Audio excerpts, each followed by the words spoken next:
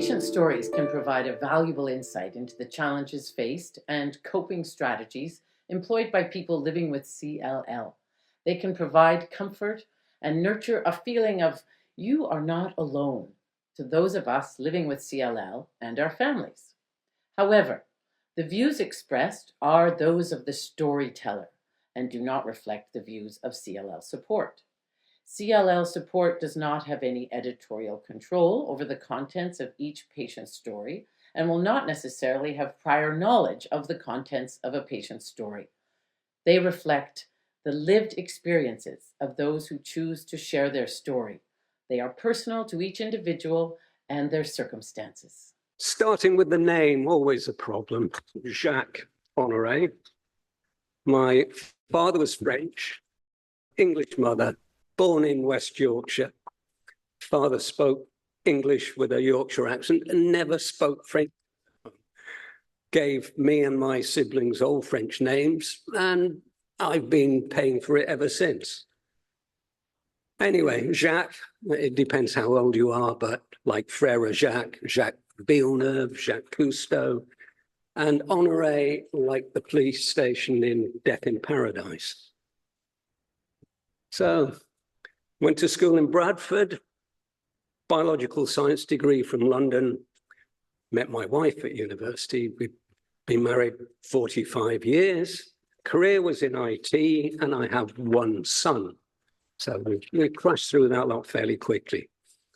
So, original diagnosis, different. So you can see back 1994, I said this had been a long trip.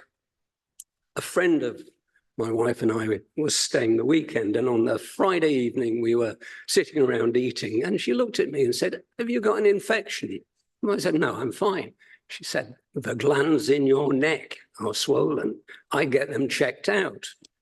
Now, Jane was a nurse, and she'd also got a friend who had Hodgkin's lymphoma, so I did pay attention.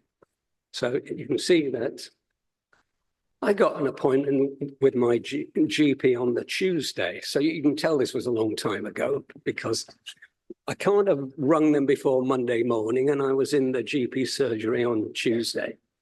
And my GP turned from his desk when I walked in and said, "What are you doing here?" And I said, "I've been sent." He said, "Why?" I said, "The glands in my neck are up." And he said, felt them.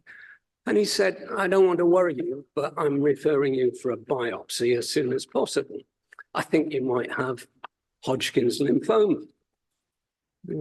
So, a week later, bearing in mind that we had Christmas and Boxing Day in the interim, I was in the John Radcliffe in Oxford having a biopsy, which was really straightforward. Whilst it was under a general, I was out same day. And then I got a phone call on the Thursday saying, "You've got non-Hodgkin's lymphoma, B-cell variant," and that's roughly where it stuck. It was several years later when I noticed a change in my paperwork and said to my consultant, "Tim, I thought I got non-Hodgkin's lymphoma. Now everything says CLL/SLL. And he went, "Oh, yeah, we've kind of changed the way we identify these things.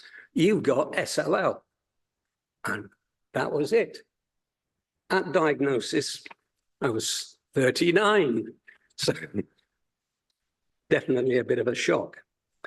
So at the time, most of the treatment options were chemo. And it tended to be, have some chemo, you'll have a remission, and then you can have some more chemo. And the gap between treatments will get shorter and shorter, and eventually things won't go so well. He said, however, we have a slightly different approach which we could take. He said, much more vigorous, but we think it might be a cure, but we haven't been doing it long enough to prove that is the case. So as you can see, it kicked off with 6 cycles of fludarabine, and the idea was to get me into remission, at which point I had a stem cell harvest, which is a bit like having dialysis, that blood out of one arm, spin it around and give it back to you in the other arm. And that was over a 2-day period. Nothing too bad at all. And then January 1996, I went in for the transplant. And of course, it's an auto transplant, your own donor, which avoids nasty things like graft versus host disease. So the chemo beam is positively brutal, and you're stuck in an isolated room and restricted diet and all sorts of things. And you have 5 days of this chemo, and then they give you your transplant. And within 3 weeks, I was discharged, and I was back at work after 5 months. And that's what I looked like afterwards. You know, slick hairdo, really aerodynamic. But it has to be said, the treatment itself is pretty brutal. Right. Moving on. First relapse. And this is where, if you've got CLL, then you tend to be able to monitor what's going on. If you've got SLL, it can be more difficult. So September 2006, annual check. Everything looks fine, go away, we'll see you in a year's time. And then by July 2007, I was beginning to get breathless when I didn't think I should. I'm a bit of a sports nut, so I'm playing squash, swimming, and I'm an ex-competition swimmer. So when I swim, it tends to be flat out. But I didn't think too much about it, didn't have any swollen glands. And then, sorry about this. We seem to have moved on. Yes, we got to August and I was finding bruises that I couldn't really explain. No swollen nodes still, becoming exhausted. So my wife got really fed up with me and said, I'm calling the hospital. I'm going to make them see you early. And it was only about 3 weeks early when they did a blood test whilst I waited. And whilst I can't remember all the numbers, I was neutropenic, my platelets were well under 100, and my hemoglobin was 7.5, and I was in need of blood transfusions, which explained why I felt kind of tired, stroke exhausted. I mean, I have memories of getting out of the pool and having to lie on the bench in the changing rooms. Still no swollen nodes, which confused people, but CT scan, no swollen nodes. Bone marrow biopsy, 95% infiltration. So no hanging around, straight into second lot of treatment. So as this is 2007, there was a lot of talk about monoclonal antibodies, but none were available on the NHS. So I got the straightforward fludarabine and cyclophosphamide. During the 6 months, I was hospitalized twice, once with a bacterial infection, once with a fungal infection. Nothing very exciting, didn't feel bad, but I'd spiked a temperature. And to be honest, it wasn't very nice. You get a fair amount of nausea, but compared with being first time around, it was absolutely nothing. So, second relapse. So you will notice that I had a 15-year remission, which is pretty good going. Did the September annual check, everything looks good in 2021. And then this one is a bit different. I got admitted to the JR as an emergency one evening with severe abdominal pain. And they were a bit puzzled, couldn't work out what was what, gave me a CT scan. And then pain vanished, scan showed absolutely nothing, and they came to the conclusion I'd probably passed a kidney stone. But they were quite happy there was nothing else there. But they didn't like the look of my neutrophils, so they passed that information on to hematology. who suddenly got much more interested. So June and July, weekly blood tests, and it became apparent I was becoming pancytopenic. So my neutrophils were dropping, my platelets were dropping, my hemoglobin was dropping. But they were puzzled again because no swollen nodes. They got the CT scan from when I had the emergency admission, and they went, well, don't think it's your SLL. We have to warn you that we think you may have myeloid dysplastic syndrome, which leads or can lead to acute myeloid leukemia. And that didn't really feel like good news. They did mention fludarabine and said it's a known effect that can lead to these sorts of complications. I went on holiday. They did say, go, you booked your holiday, go do that. Came back. Beginning of August, CT scan, again, showed absolutely nothing. And the bone marrow biopsy, 90% infiltration, you need treatment. So this treatment, venetoclax and rituximab, I've finished my 2 years in October last year. Side effects were absolutely minimal. The rituximab infusions, no infections, no pausing, no anything. Just went straight to it. Absolute walk in the park. So any of you guys who are new to this and haven't been treated yet, I can tell you that the latest treatments are really great. So we have a few thoughts. Some things haven't changed 30 years into this. And they're still telling you, we can treat you, but we can't cure you. With the new treatments, they may be getting a bit more towards the perhaps we can cure you, but I think that's still the message that are given.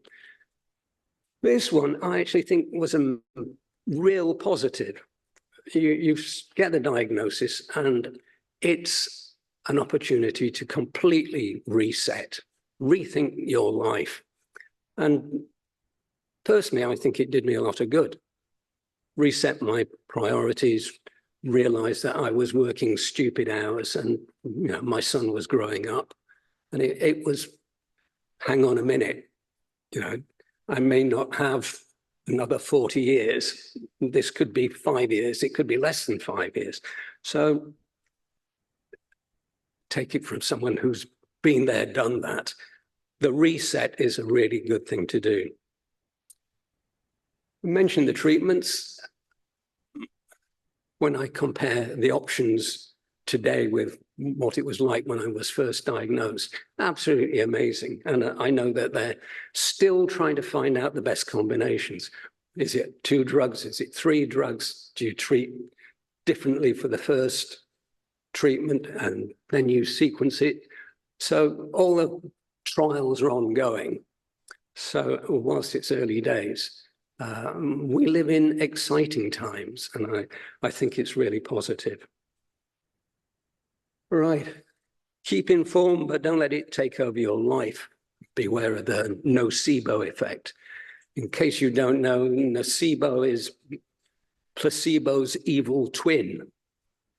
So I know from a few people I've spoken to, they get on things like Health Unlocked and start looking at what's going on there. And there's a real danger that all you see are negative stories, all the weird complications that you can have. And I think that overall, that can have a negative effect. Now, find me saying that, because I've been doing this for so long, I kind of view it as an academic exercise, so I don't mind. But if you are perhaps of a nervous disposition, getting embroiled in what's going on with your disease on a daily basis, I don't think is a good idea. And I can well understand why people opt out and go, I'll look at things, I'll investigate as and when, but don't do it now. On a similar note, no, we don't tend to do a lot of fish testing until the last minute. But just in case anyone says, oh, would you like a fish test? The Americans are prime examples of this. They tend to fish test as soon as people have been diagnosed. And then they tell people what their markers are from, oh, they're not too bad to you, you've got terrible markers. And we're back to the nocebo effect. And my view is, don't go near fish until you know treatment is imminent, and then you can go down that route and might give your consultant some insight as to which variation of all the fancy new drugs would be best for you. Some obvious ones. Take each day as they come. Do not waste your life. It's so easy for people to forget that your time is limited. It's a wake-up call. And for God's sake, don't lose the opportunity to go out and live your life. And then another obvious one, eat well. Try and stay away from the junk. I know it's difficult, and I like chocolate and all sorts of bad things, but you're better eating well than eating badly and taking a load of supplements. So my view is eat well. Exercise. I know from previous conferences this has been pushed repeatedly. Because it's easy for me, I really enjoy it. Exercise is the one thing I would probably recommend above everything else. Get out there and move. And if you've got a dog, it's really easy. And I'm just going to leave you with the latest addition to my family. Okay, John.